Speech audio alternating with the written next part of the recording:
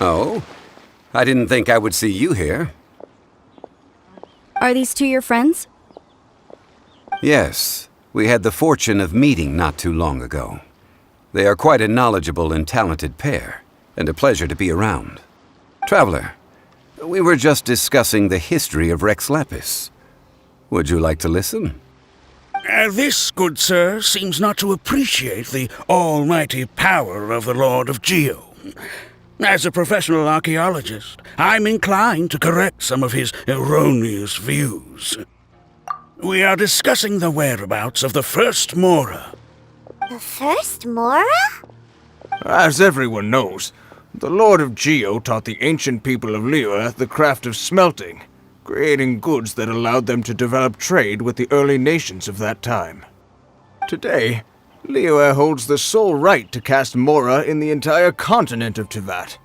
The world's very first Mora should have been cast by the hands of the Lord of Geo himself thousands of years ago. According to my research, as well as my own hypothesis, I believe that this coin of unique historical significance has been passed down secretly through the years as a kind of token. For example, perhaps the Qixing who control the Liyue use it in some kind of unknown ceremony they hold when they come to power. No. My research indicates that the first Mora coin is not such a simple thing. Mora is a catalyst. This we all know. Even today, Mora is used in the mystic arts for its curious properties of weapon enhancement.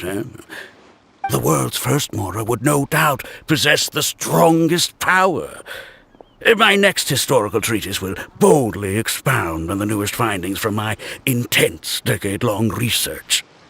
That is, that the Lord of Geo used this original Mora as a catalyst to enhance a dagger and a sword. A dagger and a sword? Well, buy the book when it comes out to read the full story. For now, I will only reveal this. The one who finds the dagger shall become supreme in Liyue, and the one who finds the sword may be crowned Liyue's sovereign. I can't say I agree. Let us not speak of the authenticity of the dagger and sword first. But Mora and money came about simply because they are a convenient measure of a contract's value. Rex Lapis just meant for Mora to serve as a catalyst for people to exchange and trade. The world's first Mora is probably just an ordinary coin created by Rex Lapis. As for its fate, the same as all Mora, I suspect. It was simply spent somewhere. I think that Mr. Hanshua's hypothesis seems reasonable. Mr. Zhongli's argument, on the other hand, lacks any evidence. How can you so easily dismiss the Lord of Geo's profound foresight? No, I am not debating right or wrong. I am simply stating a fact. Enough! Do you think you understand the Lord of Geo more than me? I know but little about history, and I wouldn't dare to brag.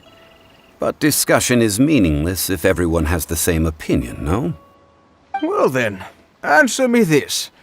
Long ago, when Liyue Harbor was being constructed, the Lord of Geo taught the people how to build houses. The model home he used to teach them was completely cast from Mora, correct? That is correct, indeed. Okay, then tell me. Why would the Lord of Geo do something so extravagant, if not because of the mystical power that Mora contains? There's a simple explanation, really. To the god of wealth and commerce, what material is easier to get than Mora?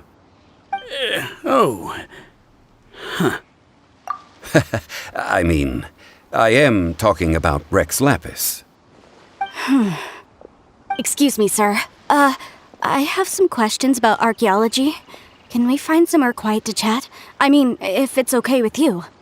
Oh, it's no problem at all. But may my friend accompany us? Perhaps they could be of some help. Of course. They can come if that's what pleases you, sir. Let's go. What I'm about to say is a bit disrespectful of the Lord of Geo and would draw a lot of angry looks. so it's best to discuss this somewhere quiet. Your argument just now exhibited acuteness of speech and thought. Most importantly, you don't fall for the boasting and acting of the others. So I have a question for you. Perhaps you will answer differently from other scholars. Do you think that all the gods that the Geo Archon killed were evil? Let's not analyze it in terms of good versus evil. Rex Lapis placed great importance on the integrity of contracts. So any gods he killed certainly must have broken some kind of contract. Right! The Lord of Geo wouldn't kill the innocent. But when I was doing some research, I learned about the legend of the god of salt. The god of salt, Havria, was a very kind god, but she encountered Morax one day in battle. Morax used a rather underhanded trick to assassinate her. What? No way! This bit of history is a long story. But you may not like the truth when you hear it. Don't worry, please tell me what you know. This event, I've already searched for answers for a long time. Quite so. I don't know where to begin. Over here, Mr. Zhongli. I've been looking for you. So you're over here all this time. Put down your weapon and stay back. Otherwise, Paimon's reporting you to the Millilith. First of all, I'm not holding a weapon. There's no need to overreact now. I'm simply an archaeological researcher from Snezhnaya. I'm not here for trouble. The Fatui say that every time. But this time, I registered with the Liyue Ministry of Civil Affairs. I could show you the official documentation if you want to see it. I will be conducting an archaeological survey here, the results of which will all be shared with the ministry. I heard that Wangsheng Funeral Parlor had a consultant named Zhongli with immense knowledge of ancient history and archaeology. So I paid Wangsheng Funeral Parlor a handsome amount to hire Zhongli as my own consultant while I'm in town. So you mean to say that this is work for the Wangsheng Funeral Parlor, yes? Well, since it's work, I don't have a choice. A consultant of the Wangsheng Funeral Parlor must respect their duty. Of course you would be such a reasonable man. Well then, let's head out now, shall we? Wait, if you are studying archaeology, can I go too? I am also a scholar in this field, so I can help. That will give us a chance to continue the topic we were just discussing. Oh, and you should tag along too. This experience may be of help to you on your future adventures. It is a story from before the rise of the Seven. Although the god of salt has already perished, it will still be a meaningful experience for your journey. Wait. This is an archaeological expedition, not a tour group. That's too many people. But this friend of mine has a treasure-finding talent, surpassed by no one. It will surely be of great help to us. Oh? What talent? If my friend espies a treasure chest, they will absolutely find a way to open it. Hey, Paimon's good at that too! Well, that is quite enticing. All right then. Well, let's go. There's no time to waste. When the Overlord of the Vortex was crushed by the Jade Chamber recently, perhaps something of interest was washed ashore. An ancient artifact would be good. Traces of ancient activity would be great. But a piece of the god's limb would be even better. Who knows what surprises we may find.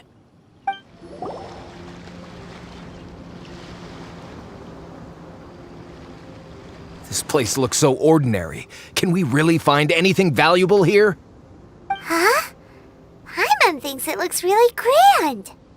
I don't mean the scenery, but rather that there should be something out of the ordinary. A big battle did just occur and all, and I don't even know where to begin looking here. Guyun Stone Forest is actually the perfect place to be, if you wish to learn about the gods or the history of the Archon War. Legend has it that Rex Lapis threw spears made of large rock into the sea here, piercing and crushing the Overlord of the Vortex. After many years of wind erosion, those stone spears have turned into the unique rock formations we see now. These mountains were the Lord of Geo's weapons? What we see now is just the part of them that remains. The stone spears hurled by Rex Lapis all those years ago were much greater, both in number and in size. But due to the different angles they landed at, their large centers of mass, erosion by seawater, and years of gravity, many of them have been completely swallowed by the sea. So besides wind erosion, the initial collapsing of the stone spears also played a big part in the formation of Guyun stone forest. Well, a god able to fight one so powerful as Rex Lapis was certainly very strong in its own right. Indeed. This is where the value lies in research at Guyun stone forest. Most of the objects from that time were lost to the sea. But the gigantic waves created by the overlord of the vortex have given those sunken objects a chance to see the light of day again. So you're saying that if we look carefully, we'll be able to get very, very rich. Rich with archaeological knowledge and historical value, yes? That's all I seek in life. Well, since we brought so many people, I think it would be best to split up and look. Okay then. I will go with my friend here. Although I have a smattering of knowledge in various disciplines, when it comes to archaeology, I can't compete with the expert here. Huh? Me? What's the matter? This is your profession. Why are you so surprised? I get it. I'll escort him then. Okay. If we find anything valuable or rare, let's meet on the shore opposite from here. You call yourself a scholar of archaeology? You can't even recognize this or that. What are you good for? We all have our areas of expertise. I already tried very hard to explain. Oh, stop arguing! What in the world happened? This girl just keeps bragging about how she's an archaeologist, but she doesn't even know anything about the surrounding ruins. I even know more than her. She left me to rely solely on guessing, experience, to find anything valuable to take back. Ugh, what a waste of time. I've just been researching the God of Salt, so I'm not familiar with sea relics. Is that so strange? And you kept asking about how much Mora everything is worth. Can the value of relics only be measured in Mora? Isn't measuring their value in Mora the easiest way? This also matches the traditions of Liyue, does it not? Now, calm down. No need to make a fuss. We were able to bring back some intriguing objects. Let's have a look. Oh, what a shame. These objects were indeed washed ashore by the overlord of the vortex, but they have nothing to do with the god besides being in the vicinity at the time. This stone slab we found, however, has a mysterious pattern and faint aura of divine power. Perhaps it will be useful for research purposes. Quick, give it to me. At least we didn't come for nothing. The power of the gods, yes! This is good. Oh, but these other objects are certainly worth a little something, right? It should be enough to cover the cost of hiring you. It's all mine. So, it's only valuable for research if there are remnants of divine power on it? Not at all. My quest to uncover the history of the God of Salt is because history can tell us about culture and beliefs. But you're just trying to use archaeology to get rich. Nonsense! I'm a professional archaeology researcher from Snezhnaya. I swear, if I'm lying, may the Lord of Geo strike me down. Oh, by the way, you probably don't want to sell that teacup. Oh? Why's that? That's not an ancient teacup. It's part of Ningguang's collection. It must have fallen here along with the Jade Chamber. So unless you want to mess with the Qixing... Ah, I see. What a shame. It was of such high quality, too. See? You do want to sell these objects! But, so what? Why can't I pursue wealth both intellectual and material? Don't be so simple-minded. All right, then. No need to stay here any longer. I I'm rather quite intrigued by the God of Salt too, actually. Let's go to Sal Terrae next. I heard that Sal Terrae was once the home of the God of Salt's people. Therefore, there's sure to be loads of valuable relics nearby. According to legend, the people of the God of Salt, Havria, enjoyed prosperous lives under her protection. But this legend has been around for ages. With the countless scrap collectors and treasure hoarders in the area, there probably aren't many valuable things left here. Oh, good. That's just great. If I knew it was picked this clean before, I wouldn't have come. About that, I know there's a ruin deep in this cave here. It's related to the God of Salt, which is actually how the area originally got its name of Sal Terrae. However, the ruin entrance has been sealed by a mysterious power. Nobody has been able to break the seal. I found a mechanism that seemed to be related to the seal, but when I undid the mechanism, the seal wasn't affected at all. So at the moment, the seal's origin and how to break it are very important topics in my research on the God of Salt. I don't know, there's no concrete evidence, but I'm pretty sure the seal is meant to hide some kind of long-forgotten truth. The God of Salt was a benevolent god, adored by the people, not to mention powerful. She wouldn't have any kind of shameful secrets to hide. So, the one who wants to hide some truth is very possibly her killer, Morax. This doesn't sound like something the Lord of Geo would do, though. Who cares about all that? It sounds like countless treasures of the God of Salt lie within this ruin, just waiting for someone to find them, right? You weren't listening at all, were you? Ugh. Even if there's a mountain of treasures inside, nobody can get in if the seal isn't broken. Ah, but we have the illustrious Mr. Zhongli with us.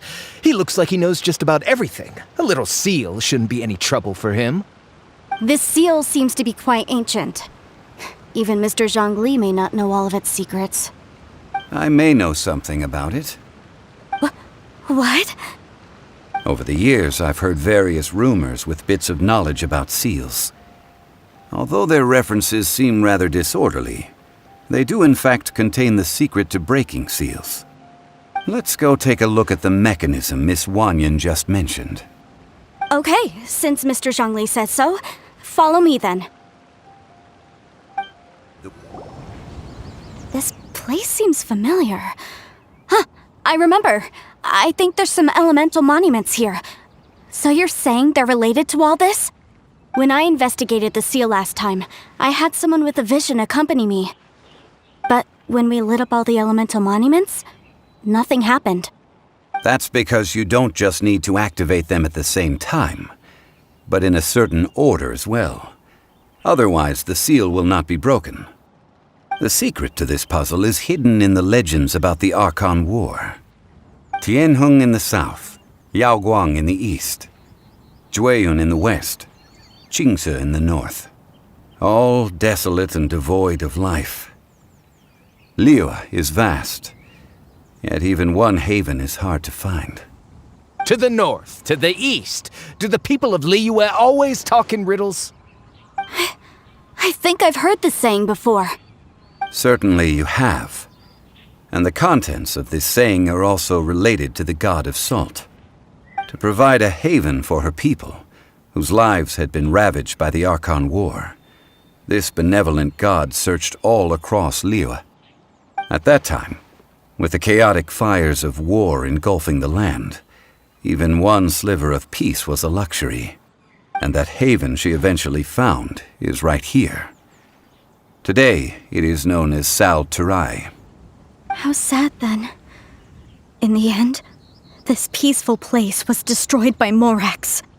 Okay, enough with these ancient stories. Now that we have the clue, hurry up and break the seal. Whatever happened doesn't matter as long as we can get inside that ruin. Tianheng in the south, Yaoguang in the east, Guyun in the west, Qingce in the north. With this clue, you should be able to solve the puzzle.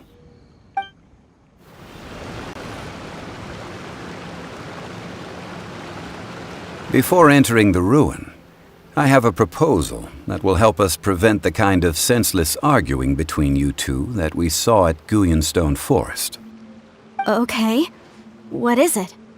I propose you to agree upon a contract, stipulating that we alternate who gets claim to each treasure we encounter, with only one object permitted per claim.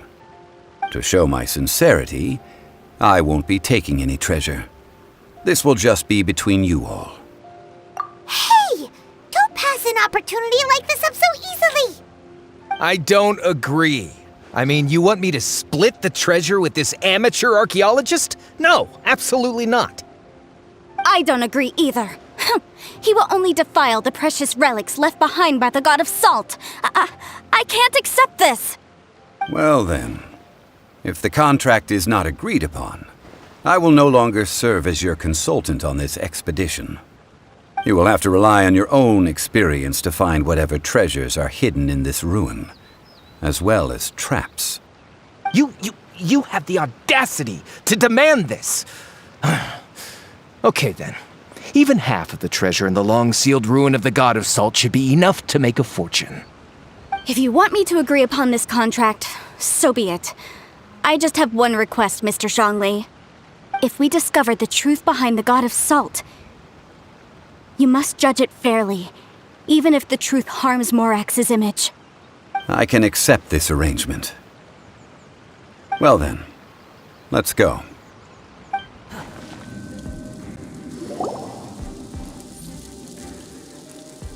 Look at this!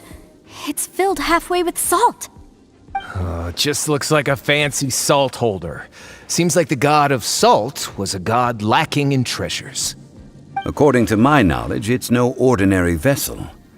Although it is only half full, it is also forever half full. That is to say, it is bottomless. What? You're saying that even if I pour the salt out, the amount inside won't change? Exactly. Able to produce endless salt. The God of Salt is powerful indeed. Finally, after all that effort, I've found precious treasure. I claim this as mine. I just need to pour the endless salt into 1,000 or 10,000 bags. I can sell it and make a fortune. Hey, how can you use a relic of the God of Salt for such a shallow pursuit?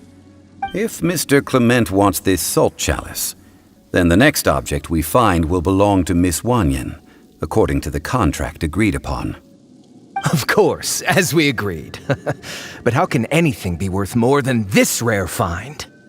Since we have a contract, it's no use for me to fight with him. Then let's move on, shall we?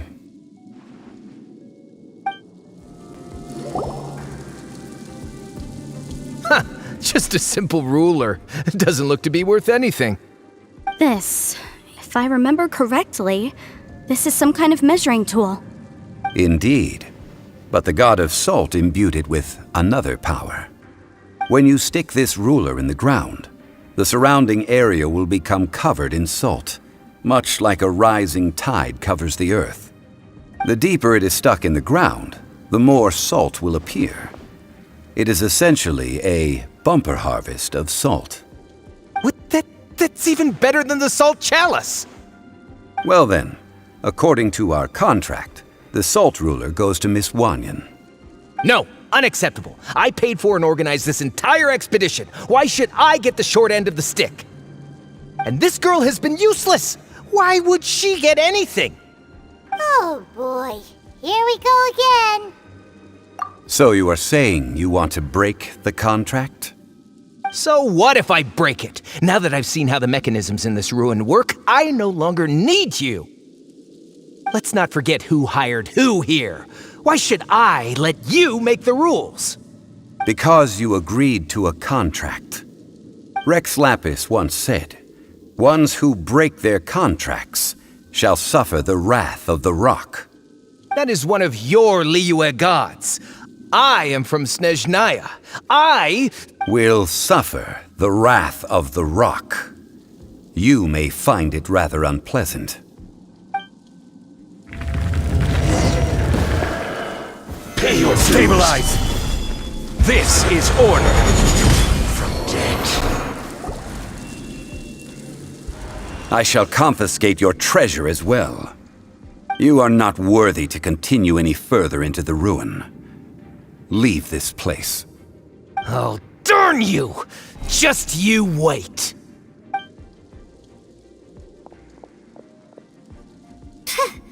Some archaeological survey. He could only pretend for so long.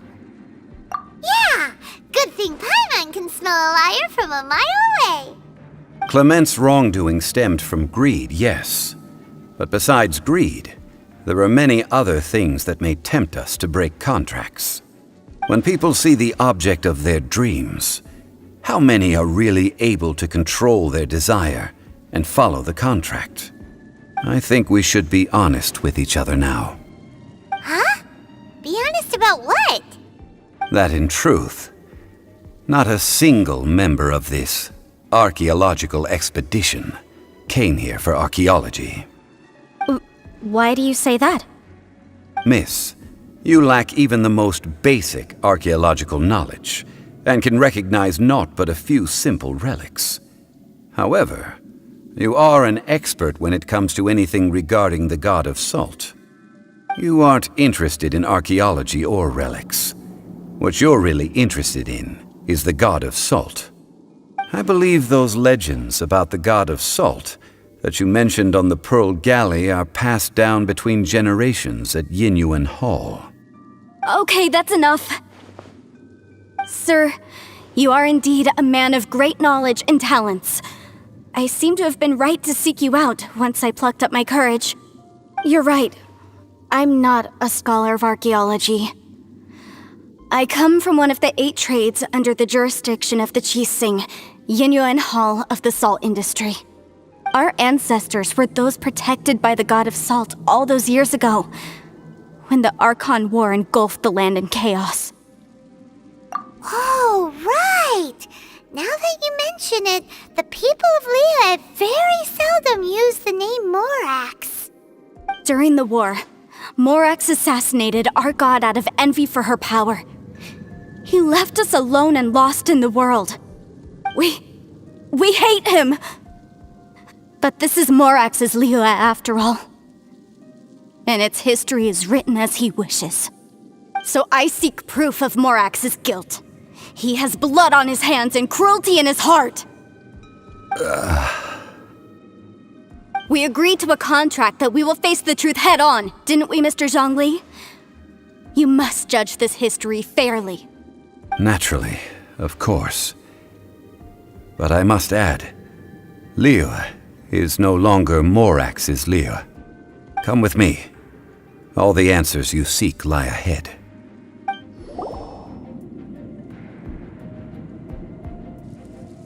This is a sword? Aha! It's a broken sword! This is proof! This proves that the god of salt had to fight back against the evil Morax. But sadly, she was defeated. The power of this sword surely is much greater than that of the Salt Chalice and Salt Ruler. If we can repair the sword, then we can show the world the mighty power of the god of salt. It does look like something left behind after being defeated in battle. 2 pieces of a broken sword. From an archaeological perspective, these are 2 separate relics. According to the contract, you can only claim one. Why? We were alternating claims to treasure, true, but Clement is no longer here. Yes, but the only one object per claim clause still holds true. You cannot take 2 relics at the same time. This logic! Zhongli, she seems like a good person, and no one is fighting over the treasure. How about you let this one slide, huh? When there's a contract, nothing can be allowed to slide. If the contract is not followed, then it is broken. No! If I only take 1/2, then it can't be repaired, and the power of the god of salt cannot be restored. No matter what, I must be faithful to her. Even if it breaks the contract, I don't care. So you are already decided? Then there is a price to pay for breaking the contract. Zhongli! That is to say, you consign yourself to suffer the wrath of the rock. That's okay. The god of salt gave up her life to protect her people. My sacrifice is nothing compared to that. Punish me however you want. Just let me take this proof of my faith. No, you can't hit her! Perhaps that punishment would be easier for her. But, as punishment, I will tell you the truth. Huh? The truth? You mean the truth is my punishment? Yes. The truth that I am about to tell you shall be your price to pay for breaking the contract. I'm afraid to say that the god of salt, Havria, was not the powerful god you imagine her to be. Rather, she was a small and weak god who yielded to all other gods. When it came to war, she lost, never able to win a seat among the seven. What? During the Archon War, the gods of this world used all their strength and cunning to vie for control of Teyvat. But Havria instead chose to flee. She thought that by giving up before a fight could start, she could save herself and her people from the war. However, during such a long war, there is no end to the advances of aggressors. After making countless concessions, Havria lost all of her lands, until only one small haven remained. No. No! It can't be so. In her last days, she had not even a single blade to defend her people with. Not even a single blade? Then, this sword... This sword is not a relic belonging to the god of salt, but is instead the murder weapon used to kill her.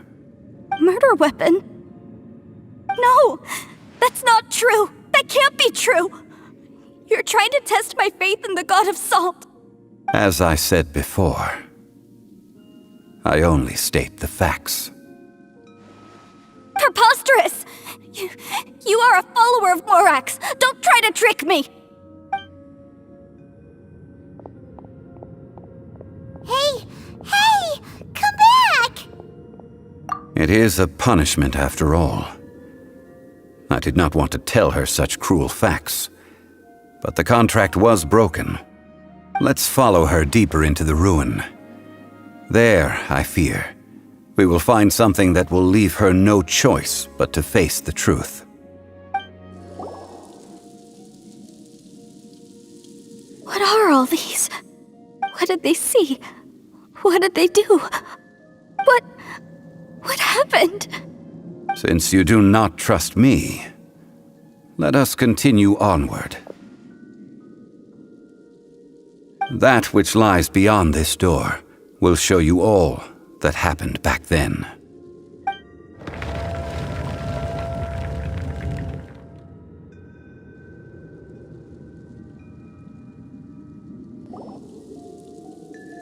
This is the scene of the crime. Havria's body dissipated, leaving nothing but these traces of salt. Her dying moments have since been frozen in time to this very day. The story continues that some among her people realized at last that this gentle, kind, but weak god could never protect anyone in wartime. The Archon War was cruel in the extreme. Instead of consigning her to the agony of defeat, they thought perhaps it would be better to give her a quick release. But what about these statue thingies? No matter how weak the god, the power that flows forth when they are slain is beyond the strength of mortal coils to bear. Those who could not flee were thus transformed. Those of her people who were untouched by this disaster left for Liyue, where they sought refuge with Rex Lapis. Their descendants feared Havria's remnants and lived in terror that she had laid upon them an eternal curse. So they risked their lives to come here, to break the sword, and offer up obeisances in hopes that her anger might be appeased. But they need not have done so. For how could a god who had never once resisted, even till the end, nurse hatred for her people in her heart? Even if this is so, I can't! This must be a lie. A false history, all of it! Don't you dare try to shake my faith!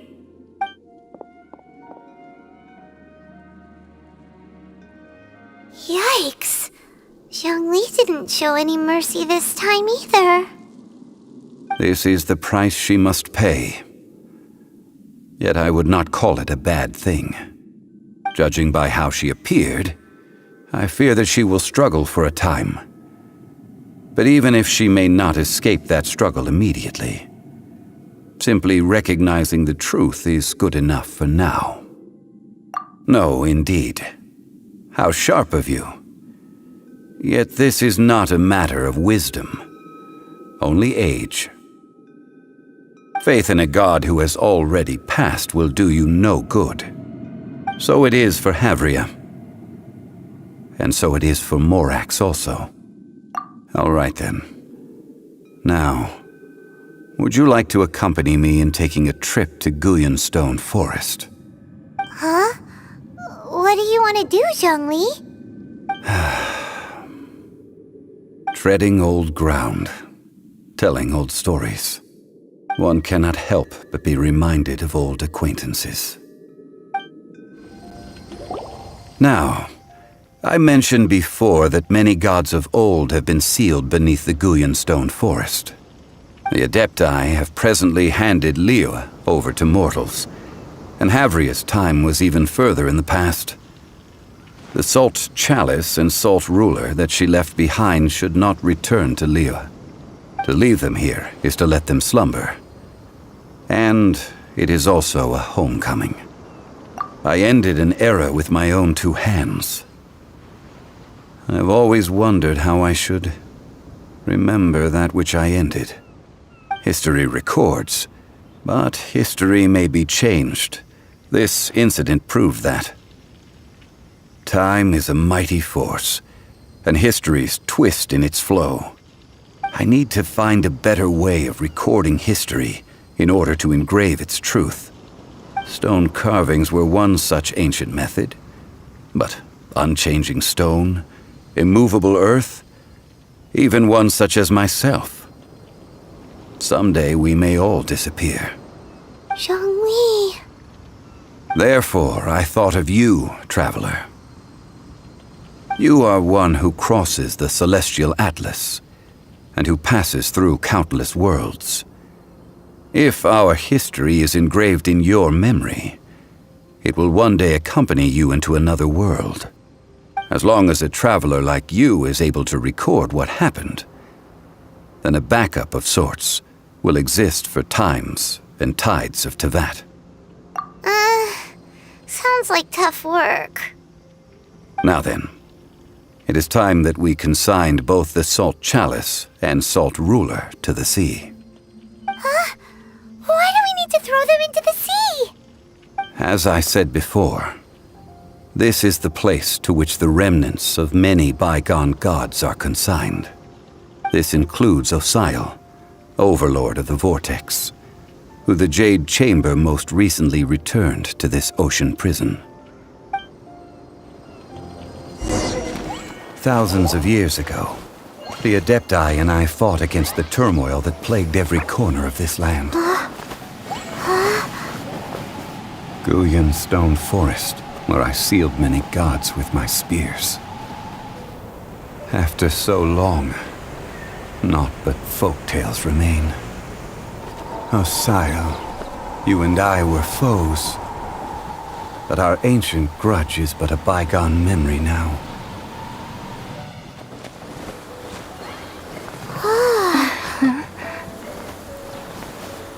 May that which Havria has left behind be yours to subsume.